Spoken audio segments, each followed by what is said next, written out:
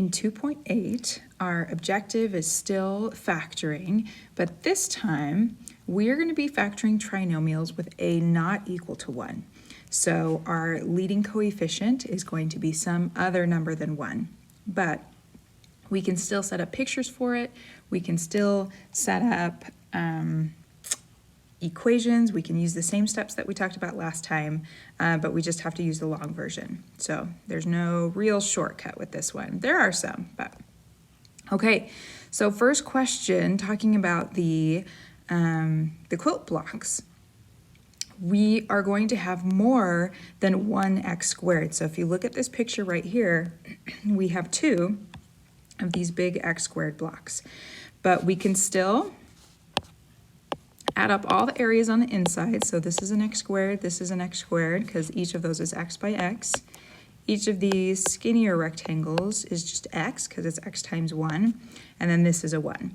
So if we're setting up expressions for area, we have 2 of the x squared blocks this time, 3 of the x blocks, and then just 1 of the individual block. So there's the first expression for area. So the second expression, as always, is going to be written based on the outside. So we're looking just at this length right here, which is x, and then this length right here, which is just 1. Remember, the long lengths are x, or some undetermined length, and then each of the small lengths is 1. So our second expression for area is going to be x plus 1 for our first side, and then looking across the top, we have this length, which is x, this length, which is x, and this length, which is 1. So this is going to be multiplied by 2x, because we have 2 x's along the top, plus 1 extra. And then this says, use the distributive property to verify that your answer is correct. And so we're going to take this expression right here and we're going to multiply it together using the distributive property. And I'm going to use a box to set this up so I can have everything straight. X plus 1 times 2x plus 1. And I'm going to multiply this together so that I am foiling. So we have 2x squared, 2x times 1, x times 1, 1 times 1. So altogether I do have like terms right here. So this is 2x squared plus 3x when I combine those, plus 1. And that is the same expression as this. So I did do it right. So you can always, always, always do that. So we're going to be given an expression like what's in the blue, and we have to come up with a factored expression like what's in the red. And so to check to see if your answer is correct, you can also always multiply it back together. So we are going to be looking at setting up new pictures for these expressions. So we have some partial orders. This is what we want the area to be. And then over here, so we have that expression already, and we have one of the sides. And so setting this up, one of the sides is going to have a long x plus another individual 1. But we have to set this up so that we have all of these individual pieces within our picture. So the only way I can put my x squared blocks is up here, because they wouldn't fit along the bottom. I can't make this any taller because the side length has to stay, as x plus 3, so sorry. So plus 1, 2, 3. So, but still my x squared blocks, there's nowhere else for them to fit except along this top.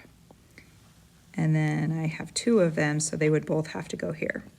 So then I'm going to fill in the bottom with the same length. So I have 1, 2, 3, and then I have to fill in the same length here. It's the only thing that will fit. Okay, so I've used 6 of my x blocks, but I have 7 of them.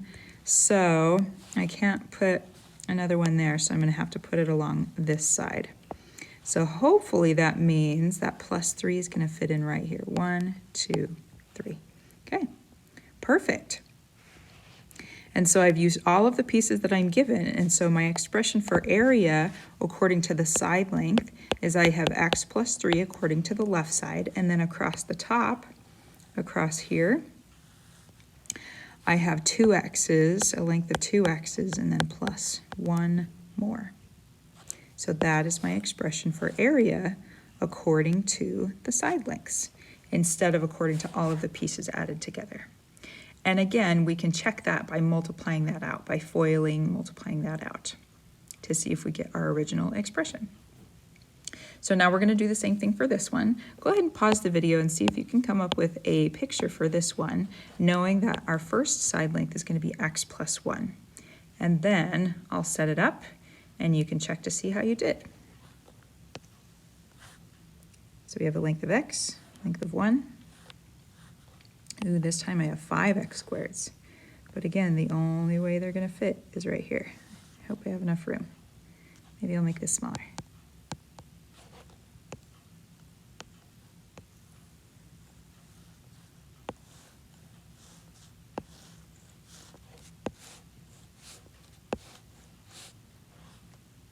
And then I have 8 x's, so I'm going to put those on next. 2, 3, 5, and then I have 3 more, so I'm going to have to put it along the side. 7, 8. So hopefully, yep, I have 1, 2, 3 little blocks. Okay, so my left side is x plus 1, so we have this x and this plus 1. I have 5 x's along the top, it looks like. 5x plus 3 over here on the right side. And if we multiply that out, if we FOIL it, we will get our original expression for area. So there we go. And as always, as with every factoring problem, you should always look for a greatest common factor first. So we are looking at trinomials, which is a polynomial that has 3 terms, so that trinomial means there's 3 terms. So in the form of ax squared plus bx plus c. So today we're going to factor only trinomials, but this time a is not going to equal 1. But these steps right here should be familiar to you. These are the same steps we looked at last time. However, we can't take the shortcut that we did last time because we do have that different leading coefficient. So, step 1, rearrange the quadratic into standard form, ax squared plus bx plus c. Step 2, find numbers that multiply to give ac. So this is the part that's going to look a little different for us because this time our a is no longer 1. But they still have to multiply to be that number and add to give you that middle number. So for us down here in this situation, this is our a, this is our c. So in order to fill in the top number of our x for our organizational chart, here we have to multiply a times c. So 3 times negative 8, and that is negative 24, and that is the number that goes up top. But our regular middle term, b, middle number, coefficient, that's the number that goes at the bottom. That is still the same. So we need to find 2 numbers that multiply to be the top number, a times c, and add together to be b. So again, I make my list over here on the side. Helps keep my brain in the right place. So I have 1 and 24, so I need 2 numbers that are going to add together to be positive 10. They need to multiply to be negative 24. Oh, I'm going to stop right there because I know that one of my numbers has to be negative. So if I make my 2 negative, you can choose to make the 2 or the 12 bigger or the smaller, depending on what actually works. And I'm going to make the 2 negative because now when I add those 2 numbers together, they would add to be a positive 10. So I'm going to fill in my negative 2 and 12. They multiply to be negative 24, since one of them's negative, and add together to be positive 10, since the bigger number is the positive. Okay, let's go back to our steps. Once we find our numbers, step 3 is we rewrite the middle term with those numbers that we just chose. This is the step that we could skip last time, but we cannot skip it this time. So I'm going to rewrite my expression, 3x squared, but instead of 10x, I'm going to rewrite the middle term with my 2 numbers that I just found. So it's going to be negative 2, but it does have to have the x still, plus 12x, because if I combine those like terms, I will get my 10x again. So again, I'm not changing the value of my expression, just what it looks like. and then I still have my minus 8. So I just rewrote that whole expression, but I split the middle term with those two numbers that I just found. Okay, and then the last step is to factor by grouping.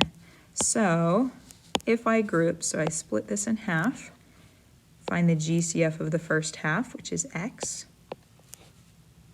So I take out an x, or divide by x. So I have 3x minus 2 left. And then, so my GCF here was x. My GCF over here looks like it's going to be 4. So I'll take out a positive 4, or divide by positive 4. So I'm left with 3x minus 2. And that's what I want. Remember, for grouping, I want those two parentheses to be exactly the same.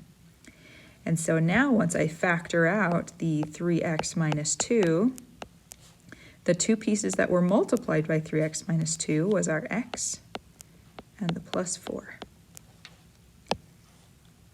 And so this is our final answer. There we go. So same steps as last time, but we can't skip that third step. There's no real shortcut for this one. So, okay, here we go. So here's some examples down here. I'm going to work through these examples, pause the video, try them yourself, and then check your answer at the end.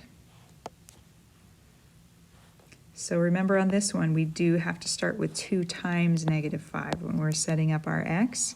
So 2 times -5, that's the step that's different. So that will give me -10. And then my middle term is 9. So set up your numbers. What times what gives me -10? So I have 1 and 10. Again, one of them has to be -2 and 5. So I need a +9. So I'm going to make that one a negative. So those are my two numbers that I need, -1, +10. Now this is the step that we cannot skip this time. So we have to rewrite this expression to x squared. And I have to split that middle term, the 9x, I have to split up into -1x plus 10x. And it doesn't matter which number you put first. You can put the 10x first and the -1 second. You'll end up with the same answer at the end. And then we factor by grouping. So we split this in half. The GCF of the first group is x, so I divide out in x. I'm left with 2x minus 1. Don't forget about that -1. We still need that. GCF of the second group is 5. Take out a +5. And we're left with 2x minus 1. And again, don't forget about that -1 because we are dividing. -5 divided by 5 is -1. And again, you can always go backwards, so distribute that 5 back to the inside and see if we end up with what we started with. Okay, my two parentheses are the same, so I factor out the 2x minus 1. And after I factor out the 2x minus 1, I'm left with x from the first half and 5 from the second half. And in this case as well, it doesn't matter which one goes first. You can put the x plus 5 as your first factor, and then 2x minus 1 is the second if you want. Okay, next one, go ahead and pause the video if you're ready to try this on your own.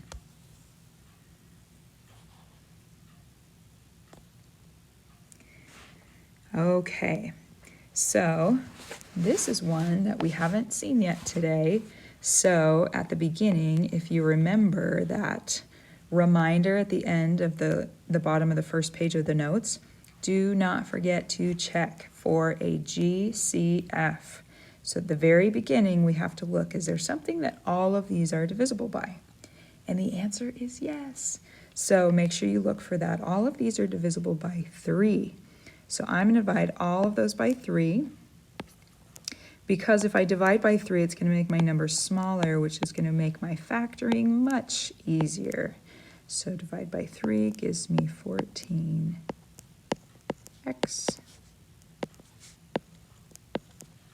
plus 8. Okay, so now when I set up my factoring, 3 times 2 is going to be better than 9 times 24 is going to be a big number.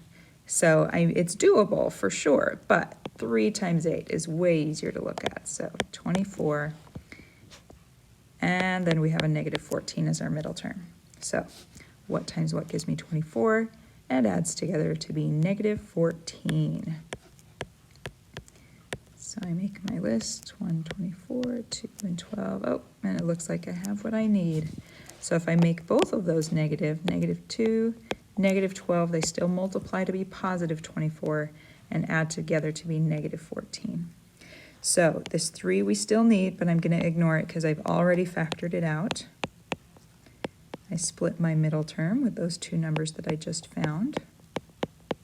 Make sure they both get an x since we are doing like terms here. Plus 8, and then we have grouping. So this is where some people get thrown off if they're trying to keep the 3 here because we have more parentheses than what we're used to. So sometimes I like to use a bracket, which does the same thing as a parenthesis.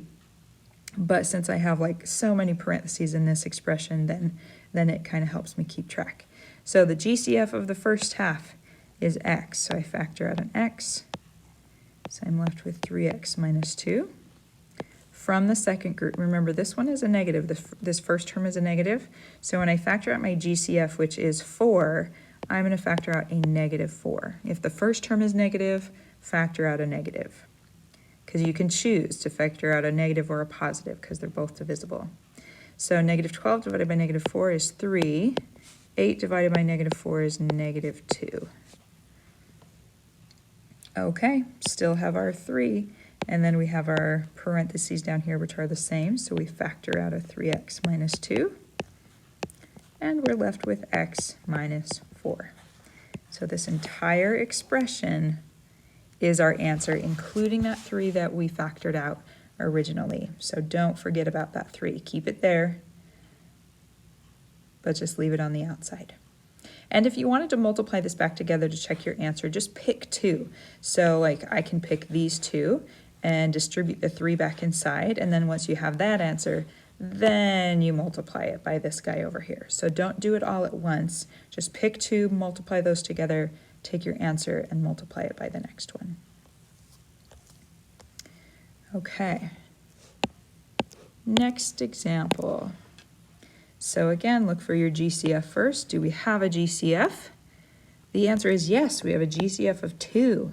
So I'm going to take out a 2, or divide by 2, and I have 4x squared minus 9. So we do not have a middle term here, but that's okay. We know what to do with that. So when I'm setting up my x, I do 4 times negative 9. So that gives me negative 36. And then this middle term, if it helps to rewrite it so you remember what's happening. So if I don't have a middle term, you can just have a place filler of 0x. Because 0 represents nothing, right? I do not have one of those. I have 0 x's, so then you can fill it in with that number if you want. So I need 2 numbers that multiply to be negative 36 and add together to be 0. So you can make your list on this one, but really the trick with the 0 is that we need 2 numbers that are exactly the same. One is positive, one is negative. So I know that 6 times 6 gives me 36.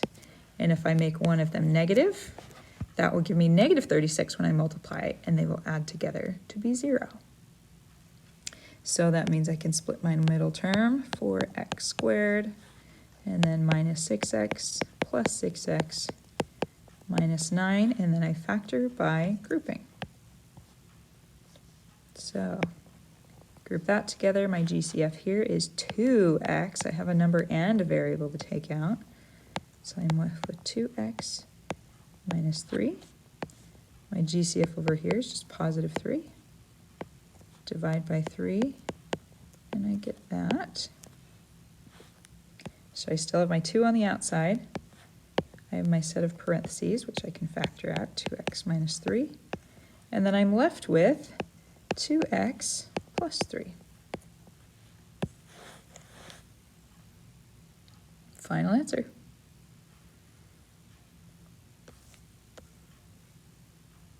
Okay, here we go. So I'm going to let you try these, and then the answer key is on Canvas, so go ahead and check your